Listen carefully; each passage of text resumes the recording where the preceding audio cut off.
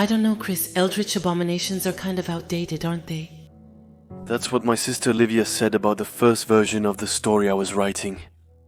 Those words hurt me more than she probably intended because I didn't want to admit they were true. It's fine, Olivia. I don't have to innovate, I told her, irritated whenever I tried to write. That's not wrong, but stories with big, scary, indefinable entities are, how should I put it, overrated. Lovecraft has dominated the genre for decades, and on top of that, the internet is saturated with this kind of story. Alright, so what kind of creature would you like me to write about? I don't know, vampires? I couldn't help but sigh at such a cliché suggestion. Are you kidding? Vampires are the most overused subject in horror. And besides, they're not even scary, because everyone knows their weakness. Yeah, so... What does it matter? What it does is, if the audience knows a monster's weakness, then they gain a sense of control over it. The essence of a good horror story is the lack of control. Otherwise, all the fear disappears. And I answered in the tone of a teacher giving his lesson. Livia shrugged her shoulders theatrically to give me a look of defeat. If you say so, Maestro. Since I didn't want to look like an idiot who couldn't take criticism, I decided to admit she was right about one thing. Okay, I admit the topic isn't original, but it's easy to write about, and in my case, it works. Right now, I feel like my creativity is gone. I can't write like I used to, and everything I write seems bland and unoriginal to me. To be honest, I already hated the story before I even wrote half of it. I said that more seriously than intended. I rested my head on my arms on the desk in my small room. I could see that Livia wanted to comfort me, but she didn't really know what to say. After an awkward silence, she spoke again. I just think you're a perfectionist, Chris. Like you said, you don't have to innovate with every story. Do you remember what Mr. Talbot used to tell us all the time? Hearing Livia mention the French teacher we both had in high school filled me with nostalgia. It's true that the old man often repeated a phrase to us that had become a real mantra. For Livia, there are no original stories, just original ways to tell them. And I whispered Livia had smiled. Then she got up from my bed. As she was leaving the room, she turned around and said, I'm going to eat, I'll be back soon, and in the meantime, take a shower if you need to. I'm sure ideas will come to you when the time is right, and you'll say, Eureka, now I finally have something to write about. She had made a sort of curtsy before leaving me alone with my thoughts and the horrible story I had concocted. Contrary to what she had advised me, I wallowed in self-pity. I lacked the inspiration to generate good ideas. So, I surfed the web and clicked from video to video without even thinking about what I was doing. I was apparently in the middle of a horror story narration with a plot that was eerily similar to my own story. And then I felt my phone vibrate in my pocket. It was quite late. The sunset had given way to a navy blue sky tinged with purple hues. The rain gently tapped on my windows as I took my phone out of my pocket, wondering who could be calling me. The number that appeared didn't mean anything to me, so I declined the call. As usual, I just put the phone down on my desk. It started vibrating again. I looked at the screen and saw the same number. Once again, I declined the call, but the phone started vibrating almost instantly. No matter who it was, this person seemed determined to talk to me at any cost. So it piqued my curiosity, so I decided to answer. Hello. The speakers remained silent. But I thought I could hear a sound like running water and the rhythmic noise of something metallic. In the background, I was about to hang up when I finally heard an unfamiliar voice. Hello, who is this? Who is this? The voice repeated in a similar tone. You're the one calling, so say who you are. The mysterious caller was annoying me to no end. He had repeated it with the same sarcastic and juvenile tone you might expect from a cocky middle schooler. And he was completely convinced that his lame joke was actually hilarious. You're the one calling, so say who you are. We should have, said a youth, imitating an adult. I couldn't tell if it was a boy or a girl, but the high pitch of his voice made it crack in a rough way. So I decided to play along. I'm a complete idiot, and I say, waiting for the voice to repeat it. The person on the other end of the line let out a mischievous little laugh before saying, "You're a complete idiot." Yeah, very funny. Listen kid, 1997 called and wants its unfunny joke back. If you want to do lame stuff like that, at least try to be funny. There was another silence, and before I hung up I heard, "Did he say maestro?" Then it immediately cut off. At first I thought Livia was this mysterious caller. I thought she had bought one of those little gadgets you find in joke shops to change her voice. I was really too lazy to go down to the kitchen to give her a piece of my mind, so I decided to save it for later. I put my phone back in my pocket and started surfing the net again. But the call lingered in my thoughts. I watched videos for about an hour, and intermittently adding a few lines to my story, which seemed to not be making any progress. Then I decided to go downstairs and make myself some coffee to give myself a little boost. I stepped over a pile of clothes that I had stacked at the foot of my bed to get to the hallway. As I walked toward the stairs, I passed by the laundry room. And that's when I recognized the sound I had heard a little earlier, the sound of a washing machine in the middle of a cycle. I knew that the rattling was probably caused by things Livia had forgotten in her pocket, as she often did. The metallic noise was coming from there. That further convinced me that she had tried to prank me. It was pathetic and poorly done. At the bottom of the stairs, I found Livia sprawled out on the living room couch. In front of a movie, the television was showing a man in his 40s, wearing a long coat and a period hat. He was in a bookstore, and looking for a book, when a woman approached him and asked if he needed any help. The man replied he was seeking a thriller like The Maltese Falcon. Livia was so focused on the scene that she didn't see me quietly sneaking up behind her. I quietly grabbed the remote and threw it farther away to scare her. She jumped when she heard the impact and turned around, frowning. What's your problem, Chris?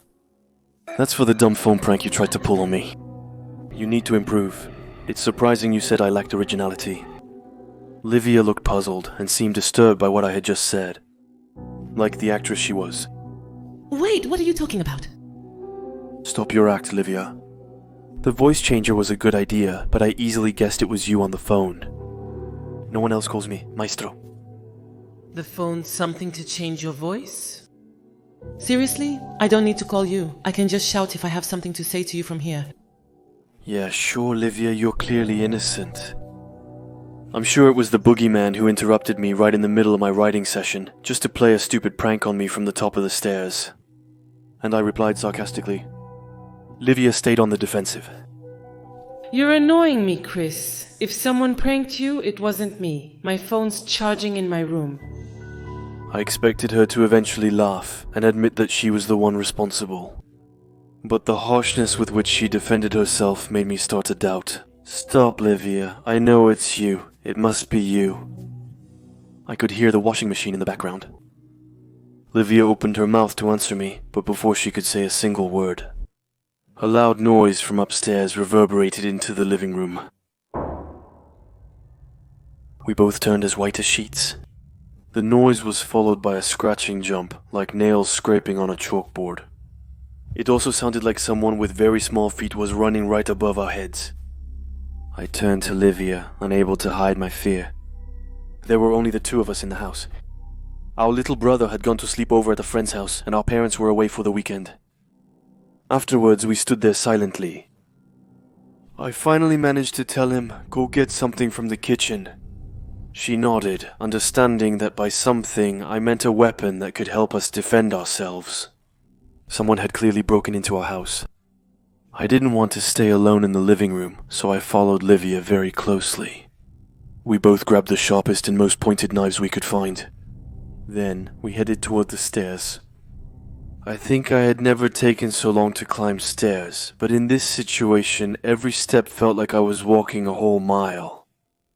Even with Livia, who was behind me, the little courage I had was slowly leaving me. And as we climbed the stairs, not knowing what to expect, all the usual sounds of the house seemed strange and threatening. Every creak of the floor made me think someone was going to attack me, and every gust of wind sounded like the cry of a monster hiding in a corner. When we finally got to the top, I saw that the door to my room was open. and as I got closer, I noticed a strange geometric symbol on the inside of it. It looked like it had been carved by human fingernails. Small droplets of blood were oozing from certain parts of the drawing. I almost threw up when I saw that a fingernail, black with dirt, was still stuck in the door. It terrified me to think that someone was willing to hurt themselves so much to make something so ugly. It looked like a kind of star with 7 points that curled back on themselves. What the hell is this? And I heard Olivia whispering. She was right behind me while I carefully walked into my room, knife in hand. I was now convinced that the teenager with psychiatric problems had broken into our house. But once inside, fear gave way to confusion. I thought I would find my room completely trashed, but it was the opposite. It was actually much cleaner than when I had left it. Just a moment ago, such a feat would have been impossible in so little time. Before that, for example, the wallpaper was a nice green, but at that moment, it was mustard yellow with horrible floral patterns. My desk and my laptop were in exactly the same place. But the charger, as well as the extension cord it was plugged into, were now on the other side of the room. And the clothes on the floor, which I had almost tripped over earlier, were now perfectly folded on a dresser I had never seen before. But the most disturbing thing was that the cartoon character posters I had put up all over the walls had been replaced by picture frames, containing portraits of people I didn't even know. An old lady wearing a red satin dress with a sad look in her eyes, a man in his 40s hiding a grimace under his thick beard, and a child with yellow eyes who looked uncannily like those very realistic robots we saw on television. At first glance, he looked normal, but the more you stared at him, the more you noticed his imperfections. His eyes were too far apart, his prominent cheekbones were a bit too high, and his nose, for its part, was too low. To sum up, it looked as if the whole portrait had been made by an artificial intelligence. Livia and I were left speechless by this sudden transformation. The fear I felt at that moment was unfamiliar to me. The vibration of the phone in my pocket snapped us out of our terror. A chill ran through me. When I saw it was the same number calling me again, I answered quickly and without thinking. "Excuse me, sir," said the caller, who seemed happy to see me answer so quickly. What's going on? Damn it, who are you? And what do you want? I'm looking for a good brother in the style of Faucon Malgré. Listen, kid, I don't know how you got in here or what you want, but you're crazy. You're going to have to leave our house now. My sister and I were armed. If you don't leave, someone will get hurt. Someone is going to end up hurt. You're going to have to leave our house. I heard him repeat amid his manic laughter. That person had emphasized the word our, as if to make me understand that it wasn't my house at all, but rather theirs. The line then cut off. My first instinct was to try to call the police. I started dialing the number before realizing that suddenly I obviously had no signal at all anymore. I turned around and saw Olivia's horrified face. She was looking toward the hallway. Following her gaze, I realized that our walls, which were normally perfectly white, were also covered with the horrible mustard yellow wallpaper. But that wasn't all. On the wall, directly opposite from where we were, there was another grotesque symbol carved with human fingernails. And just below it you could read, 7 spikes for 7 doors, 7 horns on 7 heads, 7 sacrifices asleep in their beds. But what's going on? Livia had asked me. With panic, I couldn't answer her. I could still hear the sound of the rain hitting the windows. Each drop against the glass echoed in my ears like thunderclaps. My brain couldn't understand what it was experiencing. Fortunately, that familiar sound brought me back to a semblance of reality. I gripped the knife handle a little tighter and said to Livia, "We need to get the hell out of here." She quickly nodded, and we both ran toward the stairs. All of that, only to finally realize that he was gone too. Instead, the hallway had stretched out, and as far as I could see, there were only doors adorned with the intriguing symbol. Nothing made sense anymore. I looked behind me, and just like the stairs, my room was gone too. Seeing this endless hallway, I had a very strange reaction. Totally panicked, I started running as fast as I could to try to find a way out. I could barely hear Livia's cries of protest. She was begging me to slow down while I desperately searched for a way out. Then my phone rang again. I hesitated before answering, but I did it anyway. Hello, what is this place? Tell me, why are you doing this to us? Because the secret to a good horror story is the loss of control. The tone of the person on the other end of the line was arrogant, like when an adult explains something obvious to a small child. I was about to respond with the same rudeness when Livia's distant scream echoed somewhere behind me. Without thinking, I put the phone back in my pocket and ran back the way I came. At the place where I had left Livia, there was a huge pool of blood that stretched all the way to a door further ahead. I slowly moved toward the door, the knife pointed in front of me, while each step took a Herculean effort. The creak the door made as it opened gave me incredible goosebumps. I was terrified at the thought of finding something horrible behind it, but in the end, I was surprised to discover my original room there. I couldn't believe. My eyes told me the hallway that led me there had vanished, without even turning around. I went in and out of the room several times hoping to see the mustard yellow wallpaper again, but it was useless. I searched the whole house, shouting Livia's name, but I got no answer. The house was perfectly silent. With no other choice, I quickly put on my jacket and went out into the pouring rain. The police station wasn't very far, and I desperately needed their help. I hadn't even gone 200 meters when I felt my pants pocket vibrate. I was literally overwhelmed by rage and indignation. What did you do, Livia? At first, there was no response. The only sound I could hear was the clicking of the washing machine. Then I heard a sentence, and after that, the communication stopped. You must certainly be thinking that hearing a horrible voice, knowing it was still in my house, should have frozen me in place. But that's not what scared me the most, right? What scared me the most was that this time, the voice was exactly the same as Olivia's.